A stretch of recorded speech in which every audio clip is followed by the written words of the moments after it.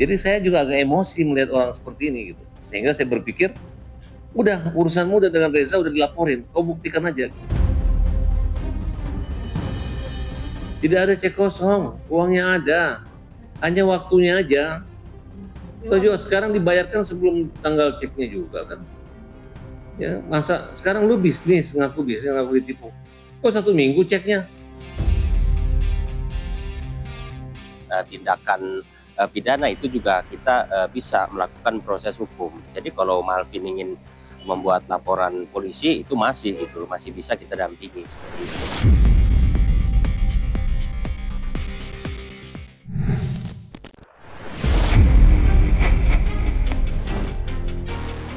Dari bisnis berlian yang menjanjikan keuntungan besar, penyanyi Reza Artamevia justru terlibat perselisihan dengan rekan bisnisnya, Malvin Thamrin, yang berujung pelaporan polisi. Ya, Malvin yang mengaku merasa telah ditipu oleh Reza yang memberikan cek kosong, melayangkan somasi terbuka melalui media sosial pribadinya. Menanggapi tuduhan Malvin, Reza tidak tinggal diam. Setelah menggandeng Farhad Abbas sebagai kuasa hukumnya, Reza memutuskan menempuh jalur hukum dengan melaporkan Malvin atas dugaan fitnah dan pencemaran nama baik. Dan yang menarik, tidak hanya Malvin yang dilaporkan, kuasa hukumnya, Zainuddin juga turut dilaporkan ke polisi. Langkah itu ditempuh lantaran kesabaran Reza sudah habis. Upayanya untuk menyelesaikan persoalan secara kekeluargaan justru tidak ditanggapinya dengan melayangkan somasi terbuka di media sosial. Dan seperti inilah kemarahan Farhad Abbas terhadap Malvin dan kuasa hukumnya atas tindakan yang dianggap telah mempermalukan Reza dan keluarganya. Memang beritanya itu kayak heboh banget, kayaknya ada yang dirugikan. Padahal kalau kita teliti lebih awal, ini kan hanya masalah cek yang bisa dicairkan pada tanggal 18 Agustus. Itu kan kalau ditanya ke orang itu kan ceknya juga dikirim lewat Gojek juga, karena dia buru-buru minta dicairkan, dikembalikan uang 75 juta. Yang awalnya memang mau bisnis kena 255 dan uang itu kan ada. Kemudian kita telepon pengacaranya, ya udah minta tukar ceknya, udah ditransfer kurang lebih 85 juta. Ya, tapi orang mau cari gara-gara, ya dia menggunakan cara-cara itu, ingin mencegah apa, dia nggak dirugikan, dia untung 10 juta. Nah, jadi kita anggap ini orang jahat ya, yang sengaja untuk mempermalu atau merusak citra nama baik daripada Reza Artamevia. Dan sudah dilaporkan langsung oleh Reza Artamevia, sekalian dengan pengacaranya. Silahkan menikmati proses hukum ini. Masa ada orang mempermalukan Reza, kemudian kami nggak menyebut nama, nggak begitu. Kamu sudah menyebutkan nama, ya, dan yang ngasih nomor rekening ke Farhad Abbas itu siapa? Pengacaranya. Dan sudah diinformasikan uangnya udah masuk. Ya. Awal minta 75, minta lagi 10 juta. Ditransfer oleh Reza. Padahal dia mengatakan tidak perlu uang 10 juta itu. Jadi ini orang sudah mengambil keuntungan dan kamu kalau dilihat dari video-videonya terlalu sombong. Terlalu hebat. Emang dirugikan apa? Sesakit apa sampai kau dirugikan? Dari awal, barang tersebut sudah diteks asli. Dan ada perjanjian mereka yang harusnya perjanjian kerjasama tiba-tiba diubah jadi akte jual beli. Nah, kemudian apabila brand itu palsu atau tidak standar kualitas pemeriksaan lab, itu dikembalikan atau apabila terjadi bentrokan atau persoalan hukum, diselesaikan melalui jalur keperdataan di Pengadilan Negeri Jakarta Selatan. Jadi ini perkara murni perdata.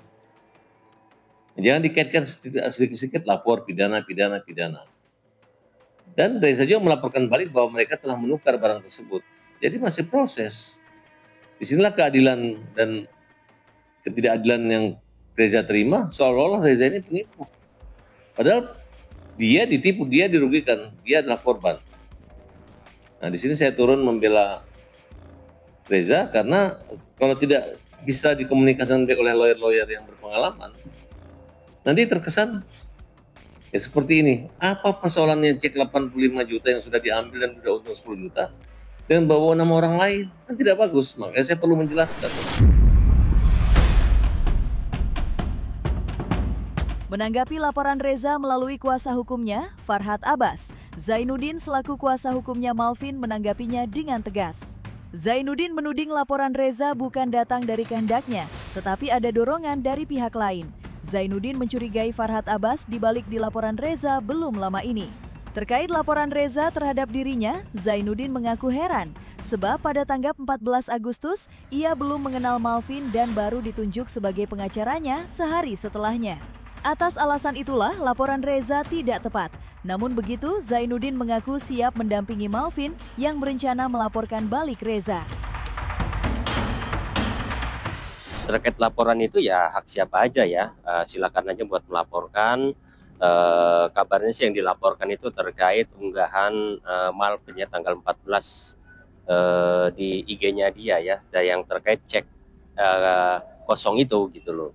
Nah itulah yang menjadikan dasar untuk laporan di Polda itu. Sedangkan saya sendiri yang diikutsertakan justru merasa bingung karena pada tanggal 14 itu saya tidak istilahnya belum mendapatkan surat kuasa, belum kenal Malvin. Jadi saya itu sekitar tanggal 15 baru baru bertemu Malvin itu jam 11 malam.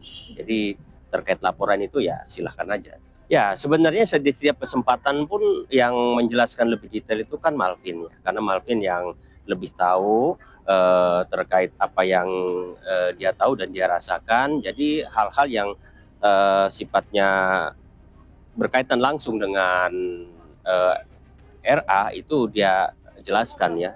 Cuma tetap dari kita untuk mengarahkan untuk tidak sebut nama, bahkan di awal awal video pun yang beredar itu inisial pun tidak disebutkan seperti itu. Jadi memang kami benar-benar menjaga agar apa yang dilakukan itu sesuai gitu loh. Namun di luar itu ya kami juga tidak bisa membatasi secara langsung ya, seperti halnya dia pasang status dan sebagainya, itu hak haknya Malvin ya untuk mengungkapkan itu, termasuk di preskon dan sebagainya. Kami kan selaku kuasa punya keterbatasan karena puasa kita itu hanya diperuntukkan dalam konteks menagih ya terkait pembayaran yang tidak dilakukan oleh saudara RA, dan itu sudah kita sarankan sejak awal untuk melakukan somasi dan sebagainya. Namun klien berpendapat lain dan ingin mengekspresikan segala sesuatunya lewat media seperti itu. Dari pembicaraan sebelumnya gitu, Malvin memang sudah berencana ingin melaporkan. Bahkan sebenarnya Malvin itu ingin melaporkan itu sejak belum terjadinya pembayaran. Sejak dia terima ternyata cek itu kosong, tidak memiliki dana yang cukup, dia sebenarnya ingin melaporkan gitu loh. Hanya saya larang seperti itu. Ya sebenarnya walaupun itu yang melaporkan itu Reza, saya pikir bukan pemikirannya Reza ya. Kayak gitu, saya yakin itu, makanya itu yang menjadi pertimbangan saya untuk bagaimana apakah perlu saya laporkan atau tidak. Karena Malvin sendiri dilaporkan atas 2 laporan. Malvin itu 2 laporan ya, atas penggelapan, laporan tersendiri, atas pencemaran, laporan tersendiri. Jadi dua laporan Malvin itu ya, seperti itu. Ya kita lihat perkembangan seperti apa. Kalau saya kan orang yang tidak mau ribet ya, tapi kalau sudah dibuat ribet ya kita ikutin semau apa kan, kayak begitu.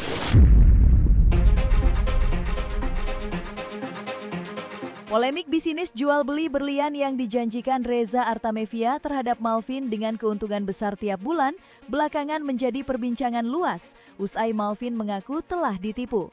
2 kali cek kosong yang dikirim Reza ternyata tidak bisa dicairkan di bank. Malvin yang sudah kecewa dengan Reza melayangkan somasi terbuka. Dari situlah polemik cek kosong menjadi laporan polisi. Lantas seperti apa perkenalan Malvin dengan Reza hingga ditawari kerjasama bisnis, dan benarkah sedari awal Reza sudah menunjukkan gelagat yang tak baik? Awalnya saya diundang ke acara konser sama manajer saya.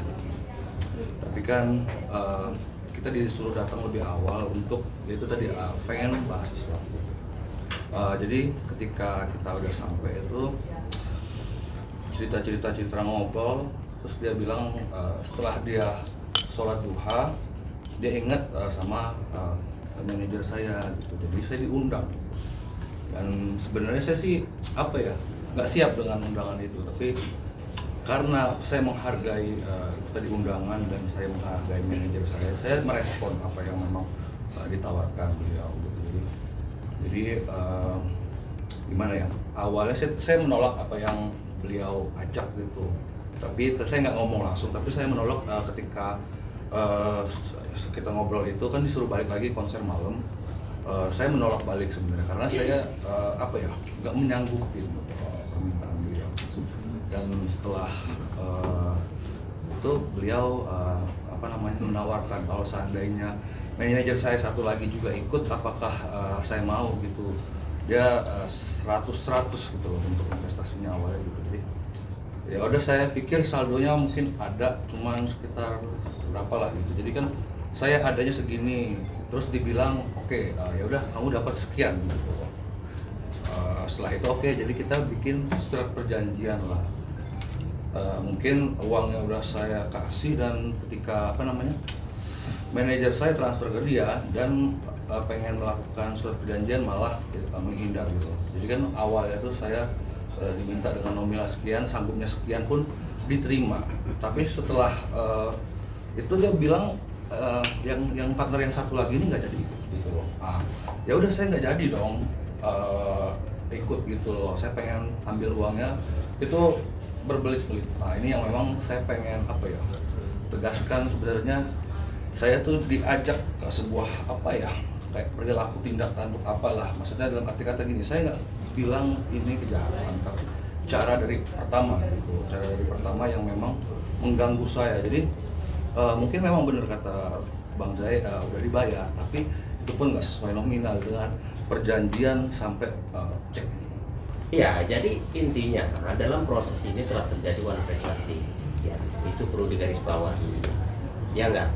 Kekecewaan itu timbul ya ketika orang diberikan cek, pada saat hadir ke bank uangnya nggak ada, dan itu terjadi 2 kali. Itu kan menyangkut reputasi orang, ya enggak? Waktu, terus dan sebagainya, itu yang menjadi banyak harus digarisbawahi.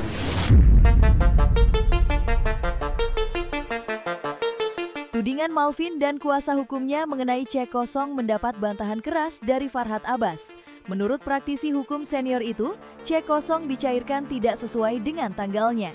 Dan yang membuat Farhad Abbas kesal, kliennya Reza sudah memberikan uang melebihi perjanjian awal.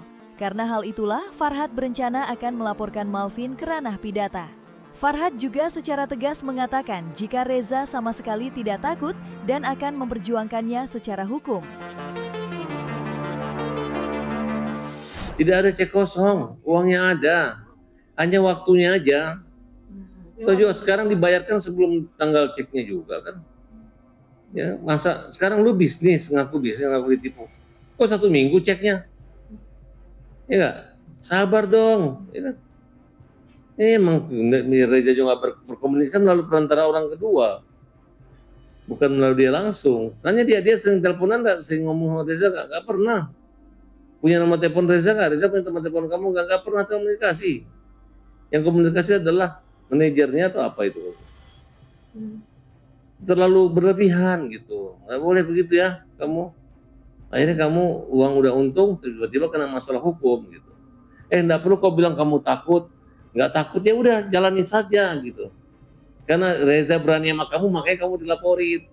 Tak sekalian sama pengacara lu, udah Reza berani sama kalian. Ya, bagi Reza dan keluarga kalian itu gak ada apa-apanya, ya, hanya sebagai suara-suara teriakan-teriakan yang akan berbalik menjadi hukuman buat kalian. Dia bilang katanya Reza akan dihukum. Emang lu laporin Reza dihukum 2 tahun? Ya, yang dilaporin dihukum itu kan adalah kamu ya, catat. Dan mereka sudah tahu uang udah terima kok masih mau mengkeliring, uang udah diterima kok masih mau konvensi pers, ya kan? Di mana-mana orang kalau udah terima uang, ganti uang kan. Karena nggak sabaran aja nunggu tanggal 18, dananya kan belum ada, biasa seperti itu. Kalau misalnya Reza menjanjikan orang tiba-tiba nggak dana, dia pasti ditegur oleh bank, bisa di blacklist. Tapi kan dijelaskan, oh dana ada masuknya, ada bukti. Ternyata saya cek, ternyata ada tuh dana masuk buat hari Selasa. Tanggal 18 Agustus. Dianya ada nggak sabaran. Dan tanggal 17 Agustus sudah dibayar 100% kok. gak ada masalah. Walaupun saya sebagai penasihat 75 juta aja, ngapain? Udah dipermalukan kok bayar untung, dia dirugikan. Ya, sekarang mudah-mudahan dengan perkara ini kan kita akan gugat perdata agar dia bisa mengembalikan membayar harga diri material nama baik Reza dan keluarga.